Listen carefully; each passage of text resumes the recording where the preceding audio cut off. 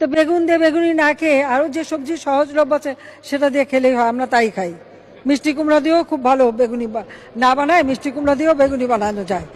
আবার এই ভিডিওটা দেখার পর মাথায় আসলো আজকে ডিফারেন্ট কিছু খাওয়া যাক। গাছে মিষ্টি কুমড়া হয়নি তো কি হয়েছে, মিষ্টি কুমড়ার সুন্দর সুন্দর ফুল হয়েছে। আর আজকে এই ফুলগুলো দিয়েই আপার ইচ্ছেটা পূরণ করব, মানে মিষ্টি কুমড়ার বেগুনির বদলে মিষ্টি কুমড়ার ফুলের বেগুনি করব। আছে যতগুলো ফুল ছিল সবগুলো পেরে নিচ্ছিলাম আর ফাতিহার কাছে জমা দিচ্ছিলাম। তারপর এগুলা ভালোভাবে বেছে নেওয়ার পালা। তারপর আমি খুব সুন্দরভাবে ভালোভাবে বেছে নিচ্ছিলাম বাইরের পার্টটা অ্যান্ড ভেতরের রেণুটাও, কারণ এটা সুন্দরভাবে এখন ক্লিন করতে হবে।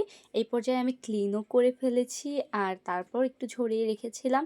এখানে বেসন গুলে নিয়েছি, সেম বেগুনি যেভাবে করে সেই বেসনটা, আর তারপর একটা একটা করে চুবিয়ে আমি ভেজে নিচ্ছিলাম।